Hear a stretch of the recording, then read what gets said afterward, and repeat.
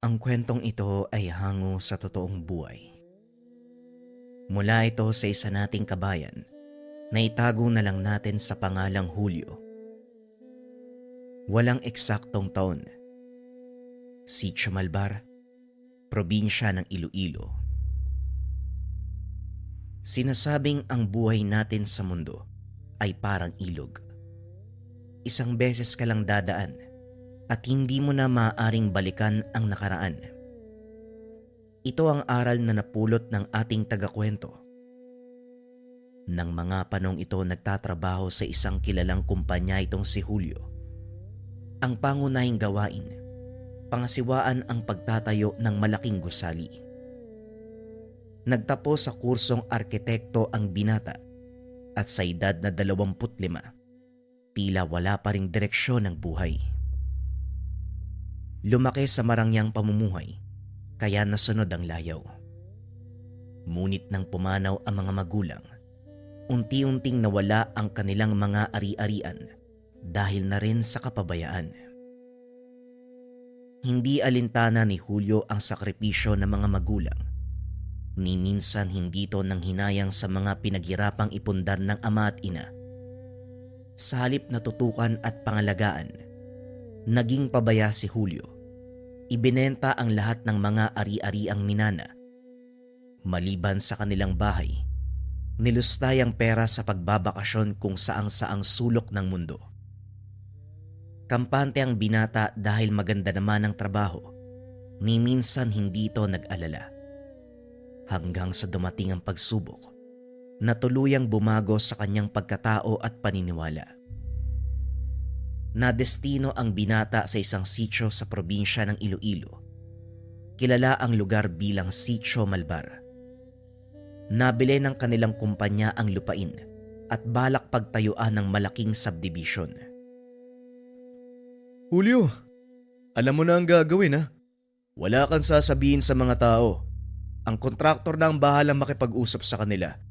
Sasabay ka sa mga taga-munisipyo para kung sakaling magkagulo, may magpoprotekta sa'yo. Wika ng besor na si David.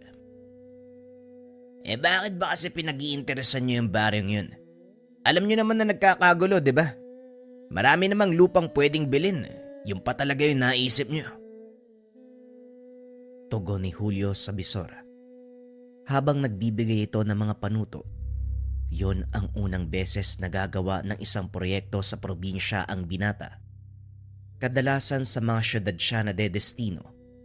Kinulang sila ng mga arkitekto ng mga sandaling iyon at si Julio lang ang walang hawak na proyekto kaya siya ang pinadala.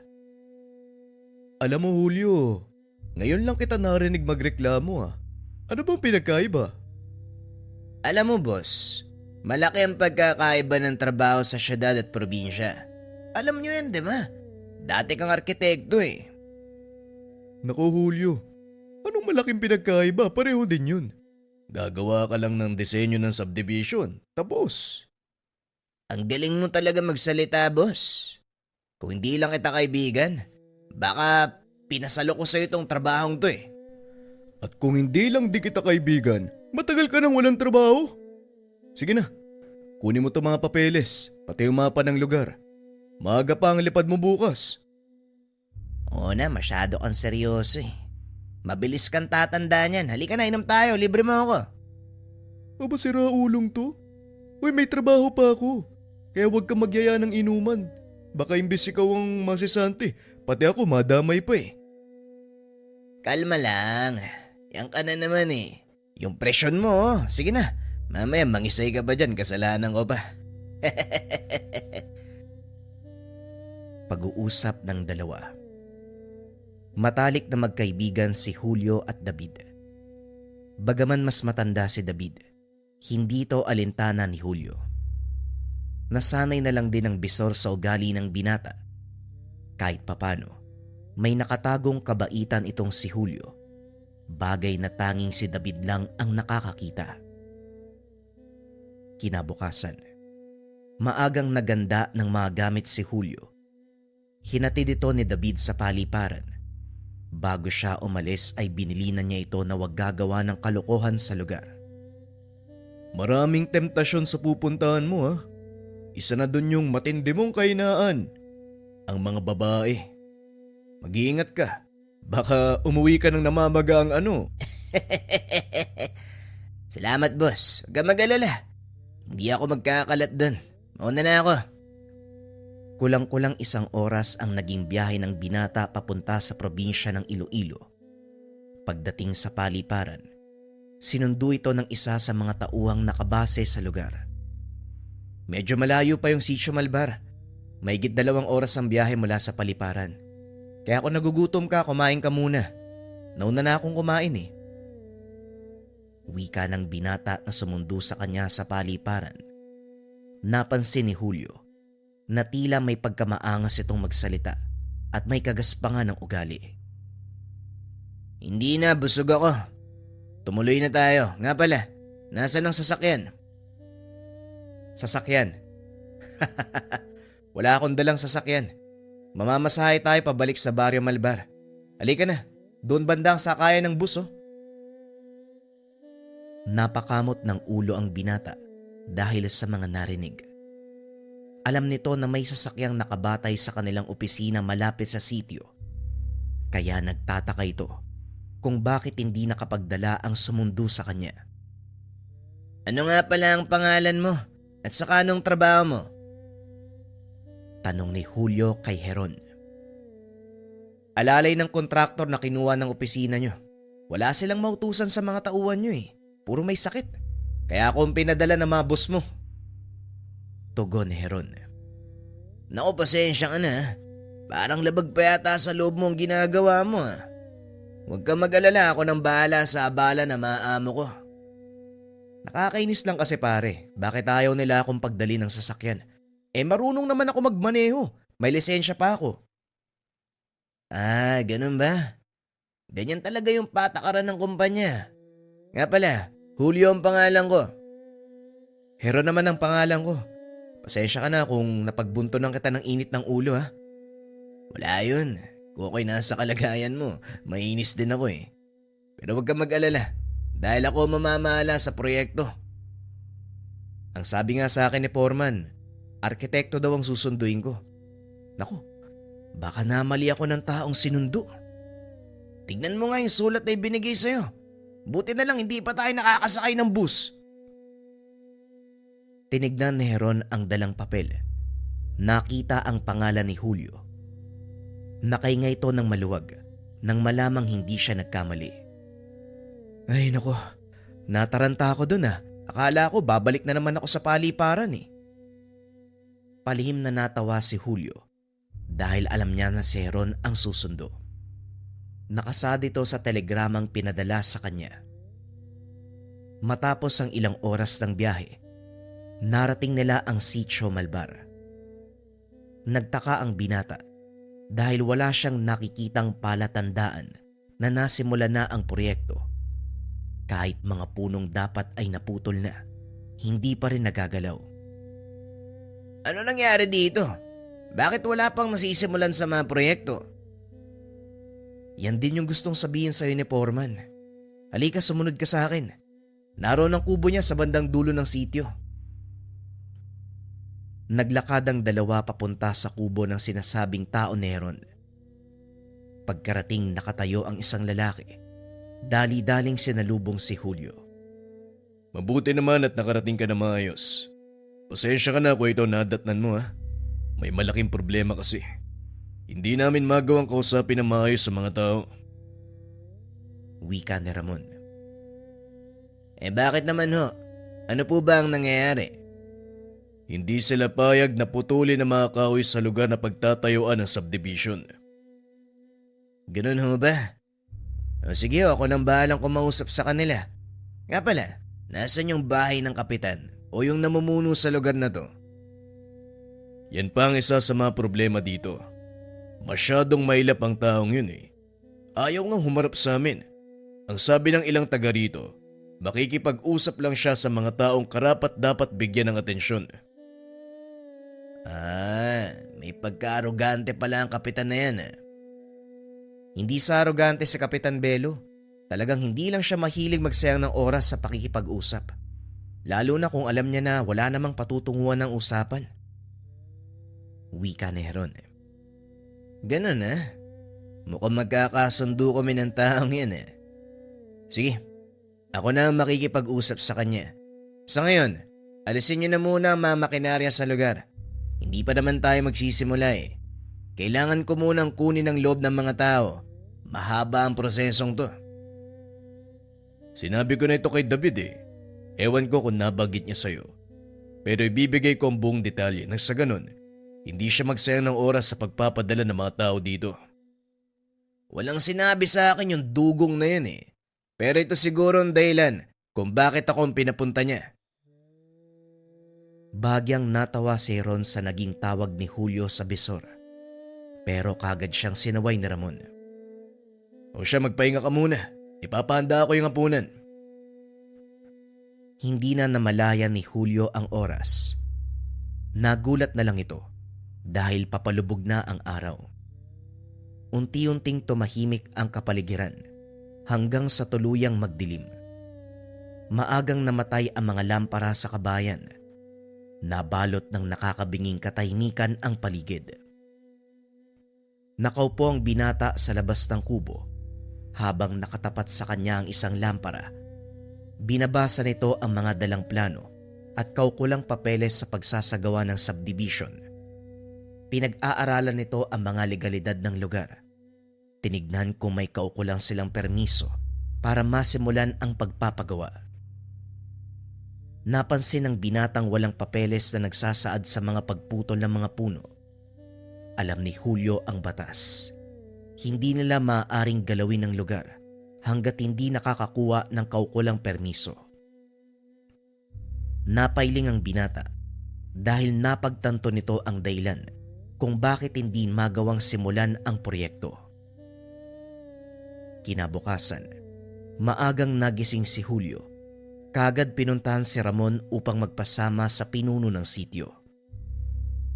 Una na kita, sir Medyo matalas ang dila nun. Masakit magsalita kaya pakiusap. Habaan mo ang pasensya mo. Maraming salamat sa pagpapaalala, Manong Ramon. Halika na nang sa ganun. Maaga tayong matapos. Naglakad ang mga ito papunta sa tahanan ng Kapitan Del Barrio. Pagdating sa lugar, isang matipunong lalaki na punong-puno ng tato ang bumungad sa kanila. Nagsisibak ito ng malalaking troso gamit ang palakol. Nang makitang paparating, itinarak sa sinisibak na kahoy. Nagpunas ng pawis. Ikaw na naman, Ramon. Hindi ba sinabi ko sa'yo, ayokong sayangin ang oras sa pakikipag-usap, lalo na kung tungkol sa sinasabi mong proyekto. Oo, Kapitan, pasensya na kung nagiging makulit ako. Pero kasama ko kasi yung taong mangangasiwa sa proyekto Gusto ko niya makausap. Ibinaling ng kapitan ang tingin kay Julio na noon ay nakapamewang habang nakatitig sa kanya. Ang binatang yan ang mangangasiwa. Aba, mukhang nagsasayang na naman ng oras ang amo nyo. Pero sige, alang-alang sa'yo, Ramon. Kakausapin ko ang binata. Ikaw, ano pangalan mo? Nagulat si Julio nang marinig ang boses ng kapitan. Halos hindi ito makapagsalita. Lalo pa nang mapagtanto, halos kalahati lang ang kanyang tangkad. Ako ho si Julio. Pinadala po ako ni David para makipag-usap po sa inyo. Makipag-usap tungkol saan? Ano ba ang kailangan pag-usapan? Dala ko ang mga papeles at mga kaukulang permiso para sa pagsasagawa ng subdivision sa lugar. Wika ni Julio. Habang binubuksan ang dalang sobre, nagulat ito. Dinampot ng kapitan ang malaking palakol. Hinampas sa putol na troso. Nabiyak ang malaking peraso ng kahoy sa isang hampas gamit ang isang kamay.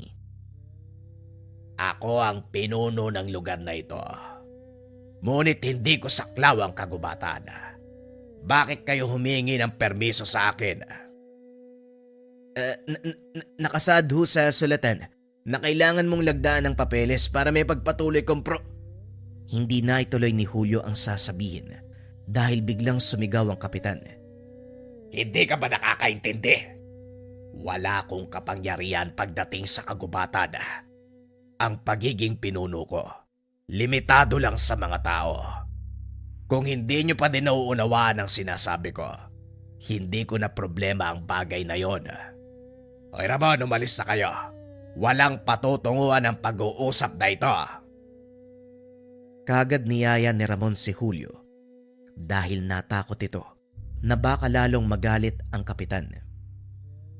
Yan ang sinasabi ko sa'yo, sir. Hindi mo siya makakausap ng maayos. Maayos naman siya magsalita. Kailangan lang intinding mabuti ang sinasabi niya. May nabanggit ang kapitan tungkol sa agubatan. Hindi niya saklaw ang pamumuno dito. Ibig sabihin may iba tayong dapat kausapin. May mga naninirahan bang katutubo sa gubat? Sa pagkakalam ko, wala eh. May mga napapadaang aita, pero hindi sila nananatili sa gubat na sakop ng sityo. Kung ganon, sino ang tinutukoy ni kapitan? Sa kalagitnaan ng pag-uusap ng dalawa, biglang sumagot ang isang matanda. Ang tinutukoy ni Pelo ay mga elemento at engkantong naninirahan sa kagubatan. Mataas ang respeto niya sa mga ito dahil mula sa kilalang angkan ng mga babaylan ng taong iyon. Tatang Bestre, nandiyan ka pala. Hindi man lang kita napansin si Julio ho. Sakyan mo na lang yung sasabihin na matandang yan Medyo ulyanin na kasi. Pahala ka kung ano gusto mong sabihin sa binatang to. Bumubulong ka pa. Akala mo hindi kita naririnig. Pero yan ang pinakamainam niyong gawin. Kailangan niyong makakuha ng pagpayag ng mga nilalang na nakatira sa kabundukan. Dahil kung ipipilit niyo ang pagpapagawa, siguradong marami ang mapapahamak.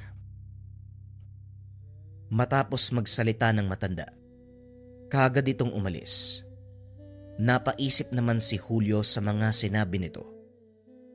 Habang naglalakad, nakapako ang tingin ng binata sa makapal na gubat. Ito lang ang tanging hadlang sa kanilang proyekto at para masimulan, kailangan nitong linisin. Wala na akong pakialam sa mga permiso na yan. Pakilusin niyo mga makinarya. Simulan na ang paglilinis ng lugar. Pero sir, sandali lang naman. Narinig mo ang sinabi ko. Hindi ko na uulitin. Kumilos kayo kung gusto niyong mabayaran. Wika ng binata sabay pasok sa kubo. Naupo ito sa maliit na bintana habang pinagmamasdan ang mga makinaryang isa-isang umaandar. Naglabasan sa tahanan ng mga tao. Nagbulong-bulungan. Maging ang kapitan ay nakita ding nakatayo kasama ang mga tao.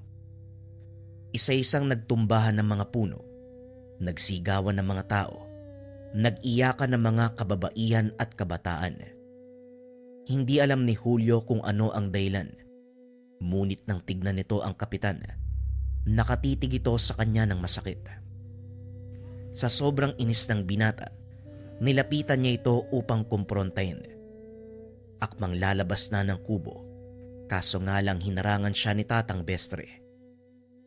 Huwag mo nang palalain ang sitwasyon. Pagmasdan mo ang mga kalalakihan. Wika ng matanda. Nakita ni Julio ang mga kalalakihang may hawak na itak at kung ano pang mga sandata. Bakit ganyan ang reaksyon nila? Bakit ba sila galit na galit? Sa palagay ko, alam mo kung bakit. May mga rason kung bakit hindi tinuloy ni Ramon ang paglilinis ng lugar. At dahil sa ginawa mo, masasaksiyan mo ang dahilang iyon. Habang tumatagal, lalong lumalawak ang nasisirang parte ng gubat. Laking gulat ni Julio dahil kung gaano kadami ang bilang ng punong natutumba ay siya ding bilang ng mga taong nagkakasakit at kabataang namamatay. Hanggang sa hindi na nakatiis ang binata, nilapitan nito ang kapitan. Ngunit bago pa man siya makapagsalita, inunahan na ito ni Kapitan Belo. Tignan mo ang ginawa mo. Siguro naman Alam mo na kung ano ang kinalabasan ng katigasan ng ulo ninyo. Wala kayong iniisip kung hindi sariling kapakanan. Napagutusan lang ako, Kapitan. Ginagawa ko lang ang trabaho ko. Kaya wag mo sanang isisi sa akin ang mga nangyayari. Biglang kwenelyohan ni Kapitan Belo ang binata at sa sobrang lakas nito, napaangat ang paa ni Julio sa lupa. Wag isisi sa'yo. Naririnig mo ba ang sarili mo? Ikaw ang dahilan kung bakit nasira ang gubat. Palibasa hindi mo alam ang katotohanan ng buhay sa Sitio Malbara. May sumpa ang lugar na ito na nakadikit sa kagubatan ng buhay ng mga tao sa sityo. Bawat punong nakatayo sa gubat ay katumbas ng buhay ng mga taong nakatira dito. Anong sinasabi mo? Anong katumbas? Anong sumpa? Marahang ibinaba ni Kapitan Belo ang binata. Pinaliwanag ang lahat. 500 taon na ang nakakaraan. Simula nang mapasailalim sa sumpa ng isang mangkukulamang sityo. 500 taon ko na ring pinangangalagaan ang lugar na ito. At hindi ako papayag na isang katulad mo ang sisira nun. Kaya hanggat may oras ka at kaya ko pang pigilan ng mga elemento, umalis ka na. Tigilan ang paninira nyo sa kagubatan. Matapos ang pag-uusap ng dalawa, inutusan ni Julio ang mga tauhan na hinto ang ginagawa. Marami ang umalma dahil hindi pa natatapos ang proyekto. Sigurado ka ba, sir? Pauwiin ko ang mga tao. Wala naman silang gagawin kung sakaling pahinto nyo ang trabaho. Mas mabuti pa nga, Manong, pauwiin nyo muna ang mga tao. Ibigay niyo ang sahod nila sa mga nakalipas na araw. Nang maibigay ang utos, kaagad umalis si Ramon at kinausap ang mga tao. Nang mag-uwian ang mga ito, pinuntahan ni Julio ang kapitan upang kausapin. Mabuti naman at sinunod mo ang sinabi ko. Ngayon ano pa ang kailangan mo? Tanong ng kapitan. Bagyang nanahimik si Julio dahil nagdadalawang isip itong magtanong. Sa takot na mapahiya, tumalikod na lang ito. Akmang aalis na sana nang muling magsalita ang kapitan. Ang kagubatang sinira nyo ay siyang nagsisilbing proteksyon ng baryo. Kagaya ng sinabi ko sa iyo kanina, 500 taon na nakakaraan. Simula nang isumpa ang Sitio Malbara, kakibat ako ng sumpang iyon. Dito nagkaroon ng lakas ng loob ang binata para usisain ang totoong nangyari. Anong sumpa? Bakit to? Ang Sitio Malbara ay isa sa naging tanggulan ng mga dayuhan noong sinakop nila ang bansa. Lahat ng mga katutubong nahuli nila dito dinala. Isa ako sa mga dayuhang nagmalupit sa mga taga rito. At ang totoo niyan, ako ang namuno sa ekspedisyon papunta sa bahaging ito ng kapuluan. Wika namang Belo. Sa pagpapatuloy ng kanyang kwento, sinabi ng kapitan na isang angkan ng mga makapangyarihang manggagaway ang kanilang nakabangga. Napatay nila ang anak ng pinuno, kaya isinumpa sila nito. At ang sumpang iyon, mananatili siya sa lugar, patuloy na mabubuhay upang protektahan ang sinumang naninirahan dito. Kahit papano, may ilang residenteng naawa kay Belo, kabilang na dito ang angkan ni Tatang Bestre. Mula ang matanda sa lahi ng mga babaylan, tinulungan nila ang kapitang mapanatili ang seguridad at katahimikan ng lugar. Sa pamamagitan ng pagtanim ng mga puno, nakalaunan ay naging gubat. Binasbasan nito ng ninuno ni Tatang Bestre at sa pagdaan ng ilang daang taon, patuloy na pinangalagaan ng bawat saling lahi ng matanda ang kagubatan at si Kapitan Belo. Ano ang mangyayari sa oras na masira ang kagubatan? Sa oras na masira ang kagubatan, tuluyang makakapasok ang mga masasamang elemento na siyang kukonsumo sa kaluluwa ng mga taong naninirahan dito. Wala silang kamuwang-muwang sa ginawa kong pagkakamali, kaya ayaw kong pagdusahan nila ang naging kasalanan ko. Ito ang dahilan kung bakit ni minsan hindi namin ginalaw ang gubat. Sa mga sinabi ni Kapitan Belo, napagtanto ni Julio na malaking pagkakamali ang pagpunta niya sa lugar. Ngunit huli na para pagsisiyan ito dahil marami na sa mga mamamayan ang napahamak. Alam kong kasalanan na nangyari ngayon sa mga tao. At kung may magagawa ko para makatulong, sana sabihan mo ako, Kapitan. Huli na ang lahat. Tuluyang nasira ang kabilang bahagi ng gubat. Malaya nang makakapasok ang mga elemento. Kaya ako naghahanda para pigilan sila. Napatingin si Julio sa mesang nasa harapan ng kapitan. Isang pares ng kampilan ang nakapatong dito. Saka lang din napansin ni Julio mga marka sa katawan ng Ginoo, mga pilat sa nagdaang mga pakikipaglaban at mga marka ng tagumpay. Hindi ko alam kung paano ako makakabawi sa nagawa kong kasalanan. Patawarin mo sana ako, Kapitan. Kung nakinig lang sana ako, hindi na kailangan pang humantong sa ganito ang lahat. Huwag na tayong manatili sa nakaraan sapagkat nangyari na ito. Tignan mo ang hinaharap. Ang problema, hindi nasusolusyonan ng isa pang problema. Kung gusto mong makatulong, huwag kang humarang sa dadaanan ko. Dinampot ng kapitan ang dalawang kampilan at lumabas ng tahanan. Sinundan naman ito ni Belo. Nakita ang ilang kalalakihan na nakatayo sa harap ng tahanan ng kapitan. May kanya-kanyang bitbit ng sandata, handang magbuwis ng buhay upang ipagtanggol ang kanilang sityo na itinuring na tahanan.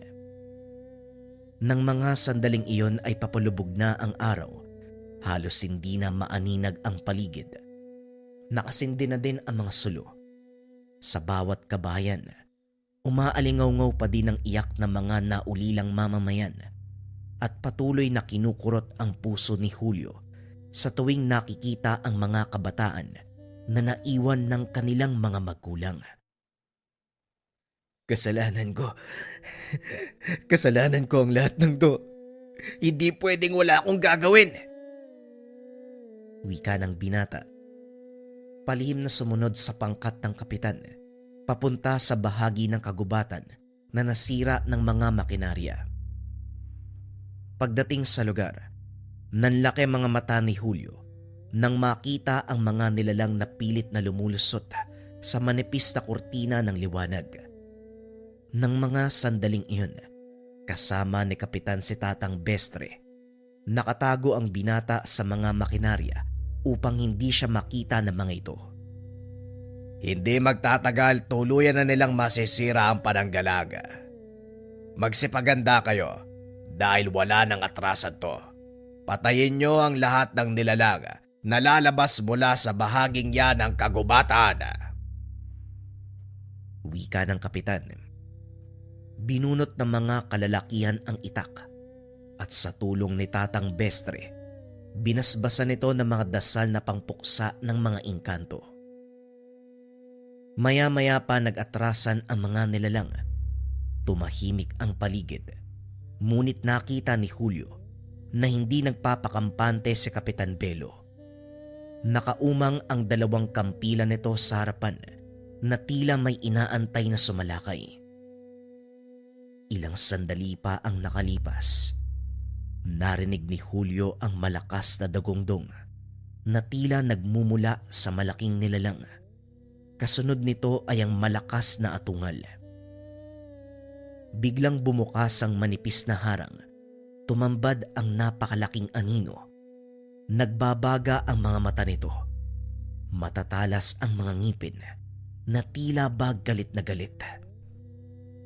Nagatrasan ang ilan sa mga kalalakihan, ngunit nanatili sa kinakatayuan si Kapitan Belo at Tatang Bestre. Walang ano-ano. Sinugod ng Ginoo ang nilalang. Walang tigil na pinagtataga. Gumanti ang elemento. Hinambalos nito si Kapitan Belo dahilan para tumalsik ito sa malayo. Ngunit mabilis na nakatayo ang kapitan at muling sumalakay. Sa pagkakataong iyon, itinarak nito ang hawak na sandata sa bandang sikmura ng nilalang. Hiniwa ito paitaas. Matapos ay umatras upang kumuha ng buwelo, sabay na pinutol ang kamay ng engkanto. Hindi tinigilan ni Kapitan Belo ang nilalang hanggat nakikita niya itong gumagalaw. Nang masigurong patay na ang halimaw, hinarap naman ng kapitan ang ilan pang nilalang na nakasunod pa sa paglabas sa lagusan. Sumugod na rin ang mga kalalakian, pinagpapatay ang mga ito. Nang mapagtanto na hindi sila makakalusot, nagsipag-atrasan ang mga elemento. Muling isinara ni Tatang Bestre ang lagusan, pinagtibay ang depensa nito. Laking gulat ni Julio nang itarak ng matanda ang hawak na tungkod sa lupa dahil naglabasan ang matitinik na baging na siyang nagsilbing harang para hindi na makalusot ang anumang nilalang mula sa kabilang panig. Hindi nakalis si Julio sa kinakatayuan dahil na rin sa takot. Hindi niya inasahan na totoo ang sinasabi ng kapitan. Hindi ito nagbibiro. Naingkanto ang naninirahan sa likod ng makapal na gubat. Nang masigurong ligtas na ang kapaligiran, nilapitan ni Julio si Kapitan Belo at Tatang Bestre. Nandito ka na pala. Ang buong akala ko ay umalis ka na din. Gusto ko po sanang tumulong pero sa nasaksiyan ko, inatake ako ng kaduwagan eh. Ang totoo niyan, hanga ako sa'yo. Sa kabila ng mga nakita mo, nananatili ka pa rin sa katinuan. Mabuti na lang po, nanalo po kayo. Walang nanalo sa labang ito. Walang dapat ipagdiwang. Hindi dapat namatay ang mga nilalang kung hindi nyo'y pinilit ang gusto nyong mangyari. Gayon pa man, hindi kita sinisisi.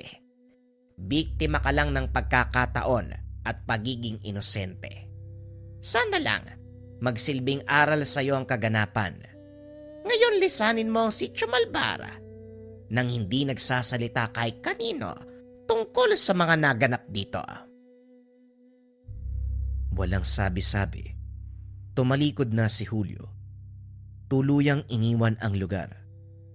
Bumalik ito sa Maynila. Pinaliwanag ang naging sitwasyon sa sitio. Kagaya ng pinangako, hindi ito nagsalita tungkol sa mga nangyari. Itinago ni Julio ang karanasan at tanging ang mga apo na lamang ang nagkwento. Lingid sa kaalaman ng mga paslit na totoo ang kaganapang iyon. Ito ang dahilan kung bakit binago ni Julio ang kanyang buhay. Nagkaroon ng pagpapahalaga sa lahat ng bagay na meron siya. Bagaman huli na para pagsisiyan ng pagkakamali, minabuti na lang ni Julio na ibaon ito sa limot. Hinarap ang panibagong yugto ng kanyang buhay. Sa kasalukuyan, walang nakakaalam ng eksaktong lokasyon ng Sitio Malbara. May ilang nagsasabi na tuluyan itong nilamon sa kabilang dimensyon.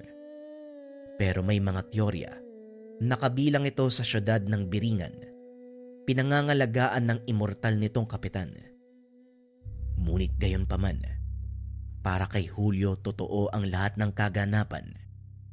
Nang nakasalamuhan niya si Kapitan Belo, ang pinuno ng Sitio Malbara. Bagong kwento pa rin ang kasunod mga kabayan. Ito ay tungkol sa 7 araw ng penitensya sa kabundukan. Simulan na ang kwento.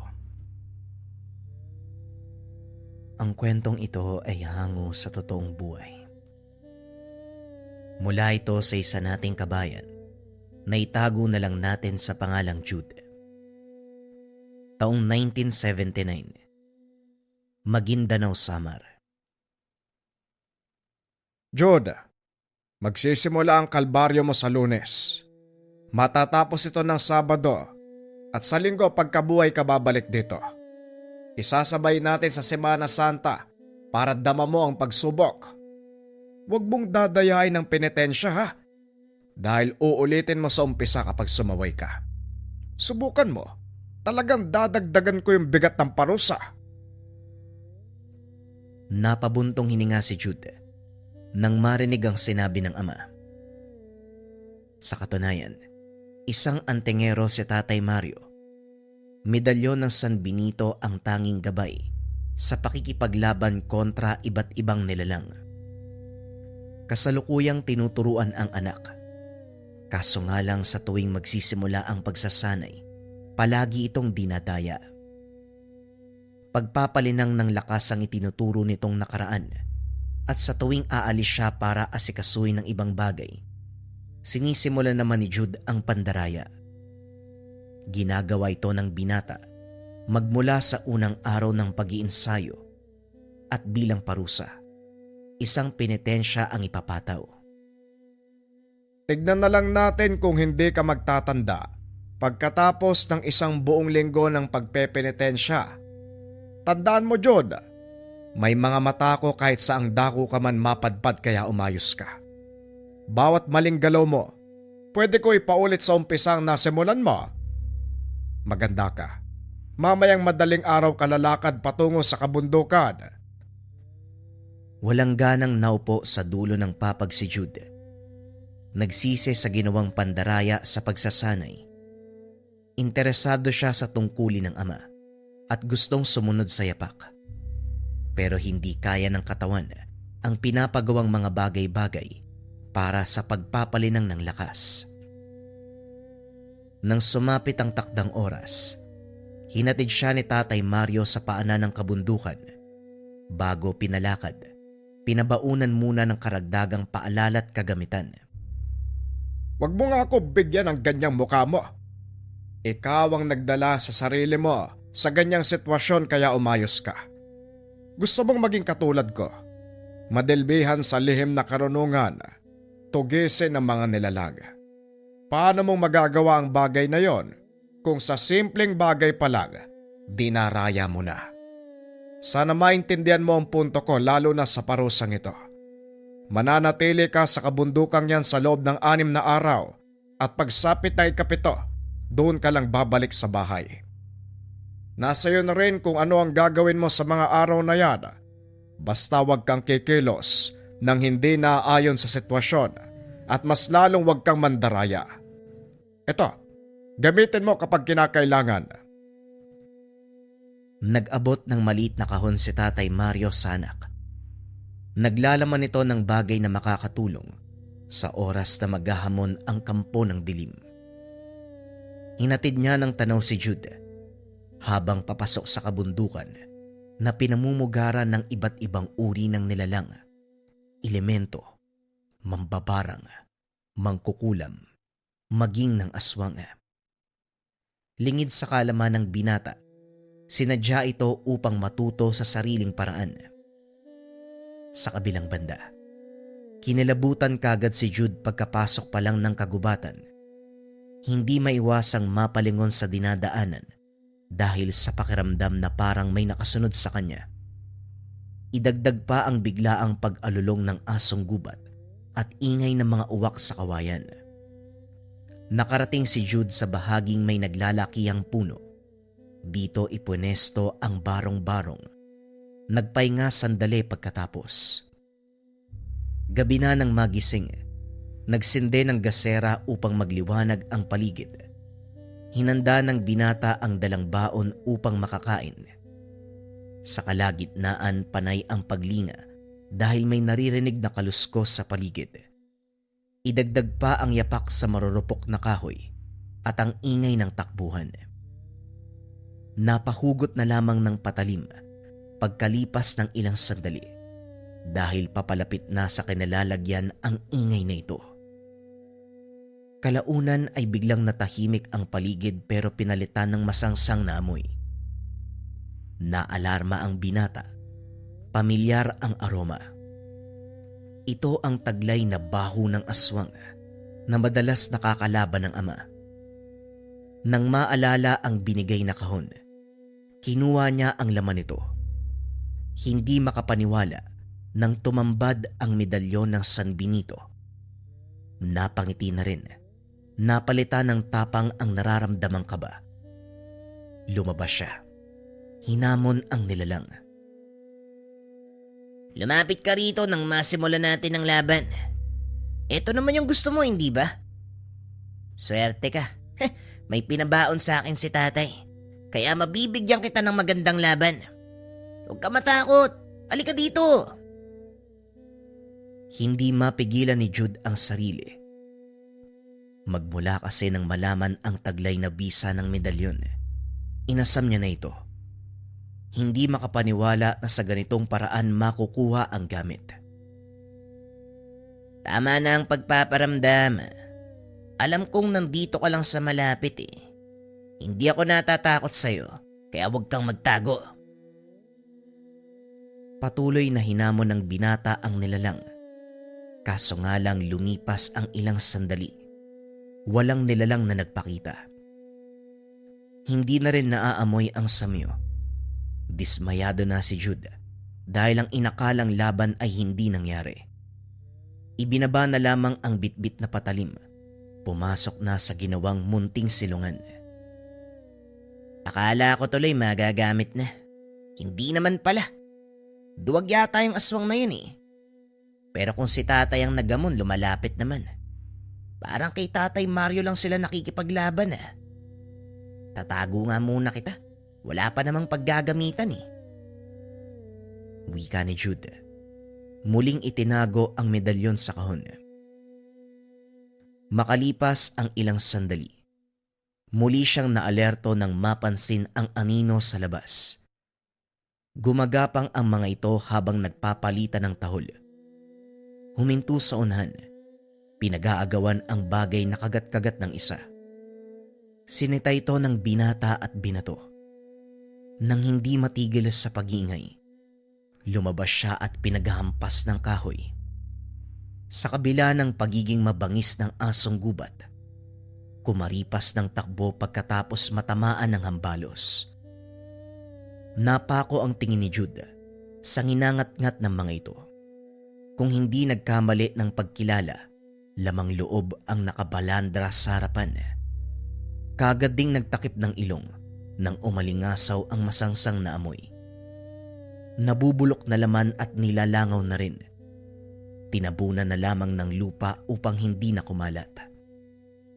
Natigilan ng binata nang may maisip tungkol dito. Parang may ibang bagay pang nangyayari sa lugar na to ah. Hindi din karne ng hayop. Parang galing sa tao eh. Mabangis na hayop ba yung gumawa nito? O meron pang iba? Nanindig ang balahibo sa naisip. Nagmamadaling pumasok sa munting silong. Bitbit ang patalim. Isinuot na rin ang medalyon. Hindi na isipang matulog. Nagbantay ng nagbantay sa paligid. Makaraan ng ilang oras muling nabulabog ang katahimikan ng gabi. Sa puntong ito, bumalik ang asong gubat at si Jude ang sinalakay. Dali-daling lumabas upang hindi matabunan ng gumuhong barong-barong. Kagad ding pinagtulungan ng mga ito. Mabuti na lamang nabitbit ang patalim at nakagante ng atake. Kaso nga lang sa dami ng asong gubat ay napatras. Kumaripas ng takbo ang binata lalo na nang umapoy ang barong-barong dulot ng natapong gasera. Nakasunod pa rin ang mga asong gubat. Kalaunan ay napalibutan. Hinanda na lamang ang sarili para lumaban. Lintik na mga asong to. Kung kailan mahimbing na yung pagtulog ko sa kasumugod. Pati yung tinutulugan ko nasunog na. San kaya ako sisilong nito? Napalibutan pa ako. Oh, isa-isa lang sa pagsugod ah.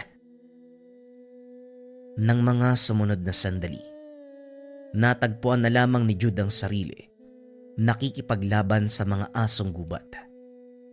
Napansin niya ang pagbilis ng mga kilos. Natatapatan ang bawat galaw ng kalaban. Sa kabila ng dami ng mga ito, sa huli ay nagawang itumba ang lahat. Wala ng buhay ang mga asong gubat. Napaisip naman si Jude sa kilos. Dahil kung tutuusin, ito pa lamang ang unang beses na napalaban ng aktwal. Idagdag pa na hindi basta-basta ang mga asong gubat. Nang mapatingin sa medalyon, nararamdaman niya na dito nagmumula ang paggabay. Kaya pala napakahusay ni tatay. Iba ang pakiramdam kapag may dala kang medalyon ha. Parang kusang kumikilos yung katawan ko eh. Ayos to. Muling sinulyapan ng mga nakatihayang aso bago umalis sa lugar. Bumalik ng pinagpwestuhan ng binata. Abo na lamang ang natira sa itinayong barong-barong. Naupo na lamang sa tabi, napabuntong hininga. Nakatulog din paglipas ng mga sandali kahit nakasandal lang sa puno. Kinabukasan una niyang inatupag ang paghahanap ng makakain. Hitik ang bungang kahoy kung kaya't walang naging problema. Kasunod ay ang pagtungo sa naglalakihang baging. Isa-isang pinutol. Hinanap ang naglalaman ng tubig upang makainom. Pagkatapos ay nanguha ng mga kagamitan na pwedeng gawing silungan. Naging abala ang binata sa ilang ulit na pagbuo ng barong-barong. Nahirapan dahil mga dahon at sanga lamang ang ginagamit. Walang matibay na pundasyon kung kaya't ilang beses ginawa. Natapos din pagkalipas ng ilang oras. Magpapahinga sana, kaso nga lang may napansing tao. Papalapit sa kinalalagyan, sinalubong niya ito ng pagbati. Magandang tanghali po sa inyo, Manong. Magkakahoy po ba kayo o mga ngaso? Nakita niya ang itak at sibat. Sinuri niya ng tingin mula ulo hanggang paa. Ako dapat ang magtanong sa iyo, binata. Anong ginagawa mo rito sa gubat? Nagtayo ka pa ng barong-barong. Hindi mo ba alam, delikado ang lugar na to? Wika nito. Tumingin pa sa paligid habang hawak ang patalim. May gawain lang na dapat tapusin. Uwi din po ako pagsapit ng linggo sa pagkabuhay. Tumingin sa kanya si Manong. Kunot noo dahil sa pag-aalala. Gawain kailangan tapusin. Ano yun? Dito ba sa delikadong gubat? Wala akong alam sa sinasabi mong yan, pero mas mabuting umuwi ka na. Kamatayan ang pananatili sa lugar na ito. Makinig ka kung ayaw mong mapahamak. Manong, sa linggo ng pagkabuhay pa ako dapat umuwi. Kapag babalik ako sa amin ng ganito kaaga, dodoble ng tatay ko yung penitensyang ipapataw sa akin. Mas mapapahaba pa yung kalbaryo ko eh. Penitensya. Iho, alam kong Semana Santa ngayon. Kinakailangan magnilay-nilay ang lahat para sa mga nagawang kasalanan. Subalit ang lugar na ito ay isang kamatayan. Hindi lang mabangis na hayop ang nandito. Meron ding nilalang na mahirap kalabanin. Bata, makinig ka sa akin. Tapunan ng patay ang lugar na ito. At hindi simpleng tao ang pumapatay. Iba't ibang uri ng mga nilalang, hayop, maging ng mga elemento. Manong, mawalang galang na po. Siguro dumiretso na po kayo sa paglalakad. Ingat ho kayo. Tinalikuran ni Jude ang Manong. Pero sumunod ito sa kanya. Kinukumbinse na umalis siya sa lugar. Manong, kahit anong sabihin niyo sa akin, hindi ako aalis dito. Mas natatakot ako sa idadagdag na parusa ni tatay. Anong uri ng ama yung tatratuhin ka ng ganito? Pasensya ka na sa sasabihin ko pero binata ka na. Nasa wastong edad para maintindihan ng mga bagay-bagay. Hindi ba pumapasok sa kokote mo na mapapahamak ka sa ganitong uri ng lugar? Kailan ka pa dumating dito? May nakita akong bakas ng sunog sa unahan. Doon ka pa nang galing. Kahapon po ako dumating dito at oo, nagtayo ako na matutulugan doon kaso nasunog eh. Sinalakay ako ng mga asong gubat kaya nagkagulo. Pero sandali nga ho, sino ho ba kayo? Tanong ni Jude. Pero iba ang sinagot ni Manong. Sinalakay ka ng asong gubat. Kung ganon, Paano nangyaring buhay ka pa sa mga sandaling ito? Ni hindi ka man lang nagtamo ng galos. Mabangis na hayop ang mga yon. Ako nga ng mga ngaso nahihirapan eh. Ikaw pa kaya na binata lang? Wala sa pagiging binata o matanda ang pagkapanalo sa isang laban kontra sa mga yan. Tiwala ho sa sarili, pananalig, sandatang bitbit. Yan po ang meron ako. Natahimik ang Manong sa sagot ni Jude. Napatitig sa binata. Kung makapagsalita ka, para... Naaalala ko sa iyo ang matalik kong kaibigan. Ganyan ang eksaktong sinabi niya sa akin eh. Pero kinakailangan mo pa ring umalis bago mahuli ang lahat para sa iyo. Kapag balik ko dito nandito ka pa, kakalad ka rin kita.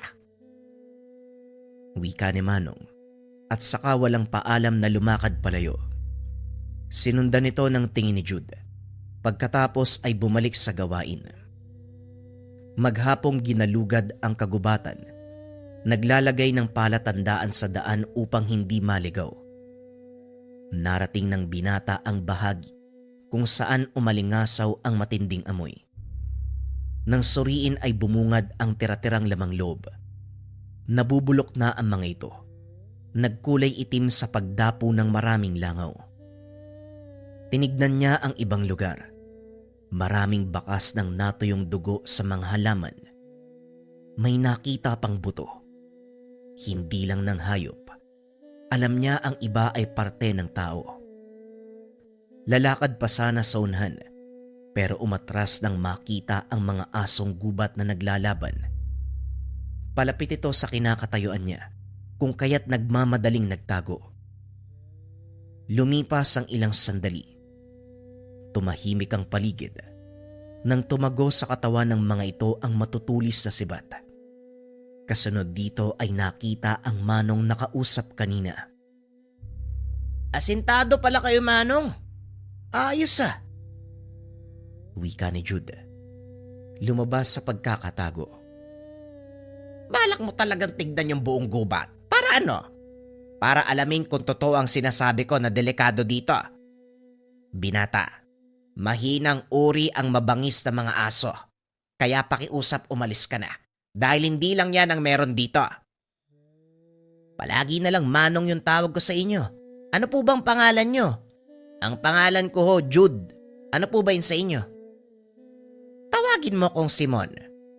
Pakiusap, bumaba ka na sa kapatagan. Malapit nang sumapit ang dilim. Mas delikado dito eh. Mas mabangis na nilalang ang dadayo. Hindi na lang kita pipilitin. Ang tigas ng ulo mo. Bahala ka sa sarili mo. Sana pagbalik ko bukas, humihinga ka pa. Kung makapagsalita, akala mo naman mamamatay ako. Nandito ako para magpenitensya, hindi para magpakamatay.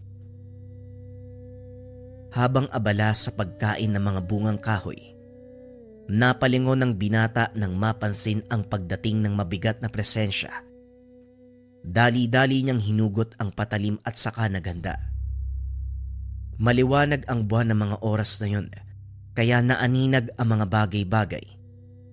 Ilang sandali ang lumipas nang makita ang aswang. Gumagapang ito habang dahan-dahang lumalapit. Hindi nagtagal. Nagsimulang gibain ang barong-barong. Naalerto si Jude dahil unti-unting gumuho ang silungan. Lumabas siya bago matabunan. Sakto namang bumungad ang aswang. Kung hindi nakailag ang binata, mapupuruhan siya ng kalmot. Eto siguro yung pinakapagsubok sa akin ni tatay. Pinapunta ako sa lugar kung saan maraming mabangis na hayop o nilalang. Ay nako. Wika ni Jude sa sarili. Maigpit ang hawak sa itak. Buong tapang na inarap ang nilalang. Kagad umatake ang aswang. Sinugod ng kalmot ang binata. Panay ang pagkagat at pagsakal. Sa kabilang banda, hindi tumigil si Jude kahit nahirapan. Minabuting lumaban kahit pumapalya ang atake. Sa pagpapatuloy ng sagupan, nakaisip ng ideya kung paanong tatapatan ng nilalang. Nilaro ng binata ang laban sa mga unang sandali. Panay ilag at takbo. Pinapagod ang nilalang hanggang sa ito na mismo ang huminto. Sinamantala ng binata ang pagkakataon. Sa pagtigil ng halimaw ay siya naman ang umatake. Umatras na lamang ang nilalang upang makaiwas sa pagsugod, pero humantong sa punto na tinamaan ng patalim. Dito na bumuelo ng husto si Jude. Tinaga sa ulo. Sandaling natigilan ng nilalang. Tumingin ito sa binata pero hindi na gumanti.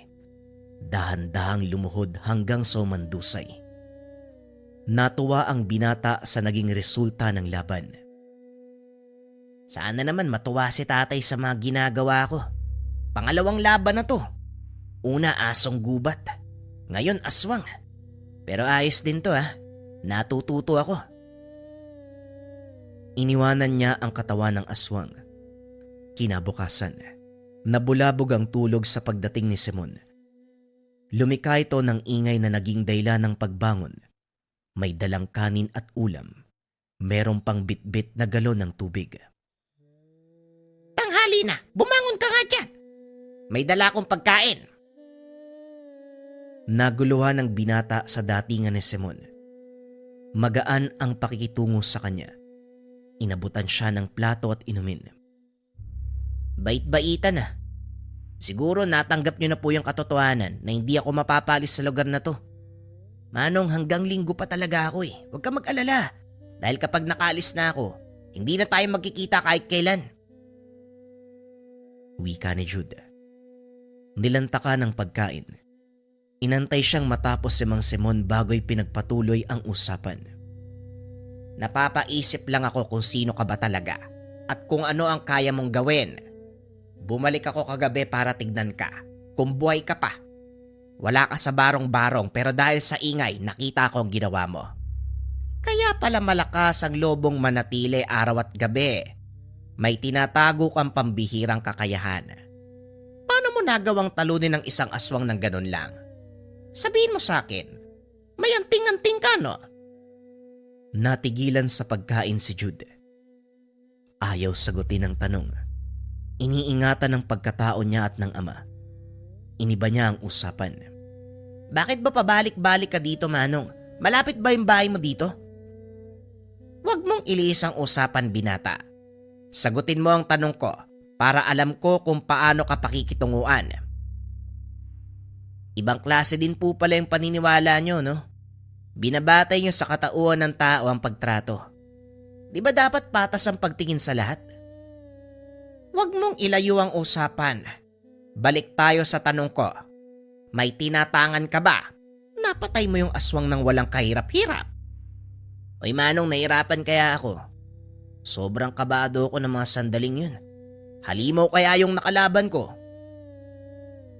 Napahugot ng hininga si Simon. Hindi rin pinilit na sumagot ang binata dahil lumalayo na ang usapan. Nagpaalam na lamang at lumakad. Samantala, nakahinga si Jude nang hindi na mag-usisa ang Manong. Hinatid niya ito ng tanaw. Siniguradong aalis ng lugar. Huli na nang maisip na sundan dahil pagtingin ay wala na. Bahala siya sa buhay niya. Ilang araw na lang ako mananatili dito. Hindi ko tuloy mapigilang isipin kung ano yung haharapin sa mga susunod na oras. Asong gubat o aswang bauli yung makakalaban ko. Sana mas malakas para may bago akong matutunan. Sana lang din pala, ito na yung penitensyang sinasabi ni tatay kasi kung hindi, ay naku, nagsasayang lang ako ng panahon dito. Nang mga sumunod na araw ay walang nagparamdam na nilalang.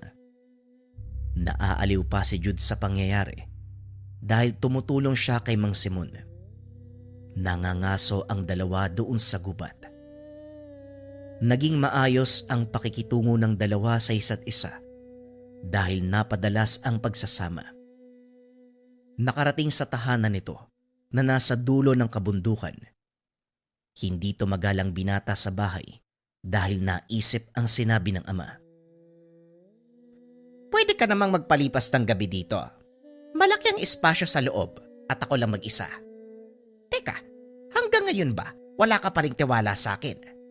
Nakita mo naman isa akong ordinaryong mangangaso. Ano bang kinakatakot mo? Hindi naman po sa ganun. Naisip ko lang yung sinabi sa akin ni tatay. Meron siyang mga mata na nakasunod sa akin. Nalalaman niya ang lahat ng ginagawa ko. Gusto ko lang pong makaiwas sa gulo. Baka kasi magkamali ako eh. Maulit na naman yung pagpepenitensya. Isang araw na lang yung bibilangin, no? Makakauwi na ako kaya nag-iingat lang. Bahala ka. Eto pala bilo-bilo. Baunin mo para hindi ka magutom. Napapaisip ako Kung anong klase ang magulang mo.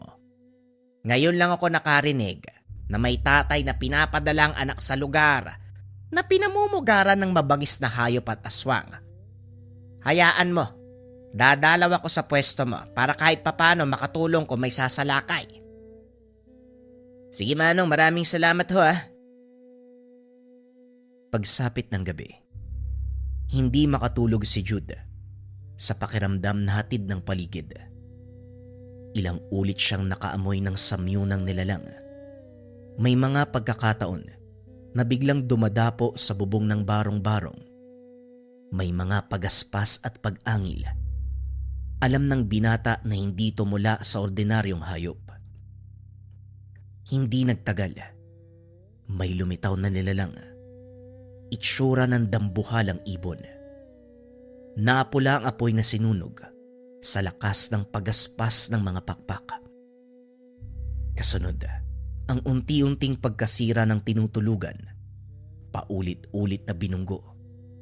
Paglabas si Jude, napatingin kagad ang aswang. Sa kabila ng dilim ng paligid, naaninag ng binata ang kaharap. Teka, parang iba na to ha. Sobrang laki ha. Hinugot ng binata ang itak na nakatarak sa katabing puno. Sinalubong ang nilalang. Panay ang pag-ilag ni Jude. Mabilis ang paglipad ng kalaban. Hirap siyang patamaan ng atake dahil lumilipad. Bigla ding umaatake. Sa sitwasyon, mas lalong determinado ang binata na mapuksa ito. Bumaba ka dito. Ang daya mo Kung nakakalipad lang ako, siguradong patay ka na. Sinunda ng tingin ang lumilipad na nilalang. Bigla-bigla itong umaatake. Tumilapon ng binata ng matamaan. Hindi nakagalaw ng daganan at sakalin. Nang mga sandaling ito, iba na ang itsura ng nilalang. Bagamat wangis ng ibon, meron itong kamay ng tao. Nakaramdam ng takot ang binata. Hindi na makahinga ng maayos. Humihigpit ang pagkakasakal. Mas malakas ang puwersa kumpara sa kanya. Sinikap namang maabot ang nabitawang itak. Subalit sobrang layo kaya hindi makuha. Pinikit ng binata ang mga mata. Nagdasal sa huling sandali. Tinanggap na ang kapalaran. Hanggang isang sibat ang dumaplis sa mukha ng aswang. Dahil dito ay nakawala siya. Sakto pala ang dating ko. Bumangon ka dyan. Hindi ko kakayanin to mag-isa. Napangiti si Jude nang makita si Mang Simon. Sa puntong ito, hindi hinayaan ni Jude na makabawi ang aswang. Patuloy itong umaangil. Iniinda ang tumamang sibat. Ramdam ni Jude ang pag-init ng kanyang tangan. Itinali niya ito sa kamay kung saan hawak-hawak ang itak. Buong puwersang tumalo ng binata. Winasiwas ang dalang itak. Diretso sa leeg ng nilalang. Kagad itong naputol. Natuwa si Mang Simon sa ginawa ni Jude. Ay suba, ang galing ko no? Masyado kang hambog. Kung hindi ako dumating siguradong patay ka na. Nakita ko ang tangan mo. Andiyan sa kamay mo. Pero maiba ko. Mamaya madaling araw ng linggo, pagkabuhay, uuwi ka na ba? Oo Manong, maraming salamat sa tulong mo ha. Bukas ang takdang araw ng pagbalik ko sa amin, kinakabahan nga ako eh. Sana lang tama yung ginawa ko dito. Kung hindi, siguradong mapapagalitan na naman ako. Bakit ka ba kasi pinaparusahan ng tatay mo? Antingero po yung tatay ko. Tinuruan niya ako ng mga dapat aralin para maging katulad niya. Kaso lang mandaraya ako eh. Ang hirap kasi ng pinapagawa. Pinapabuhat ako ng mabibigat na bagay tapos basta iba-iba pa eh. Nakakapagod. Kaya gumawa po ako ng paraan para mapabilis yung trabaho kaso nga lang, labag pala yun. Nagpatuloy ang usap ng dalawa. Pagsapit ng takdang oras, lumakad na si Jude Powe. Nagpaalam siya kay Mang Simon. Hinatid hanggang dulo ng kagubatan. Pagdating ng tahanan, sinalubong ni Tatay Mario ang binata. Sinamaan siya ng tingin na naging dahilan upang kabahan. Naging maayos ang takbo ng buhay mo sa mga nakalipas na araw sa loob ng kagubatan. Pero Ano po?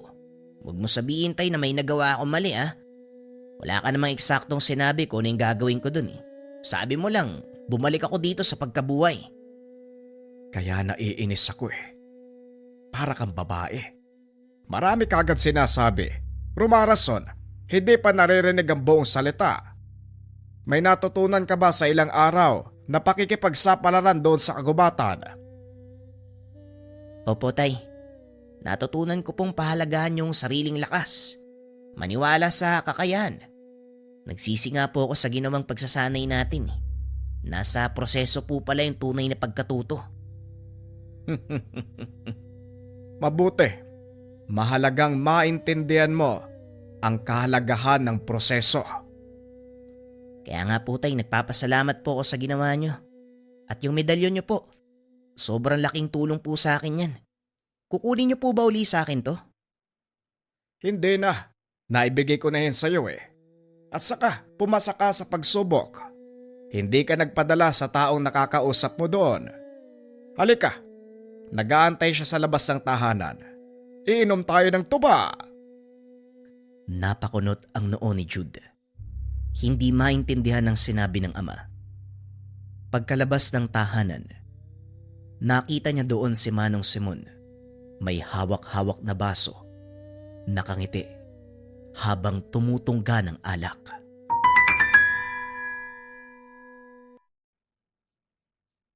Ang kwentong ito ay hango sa totoong buhay.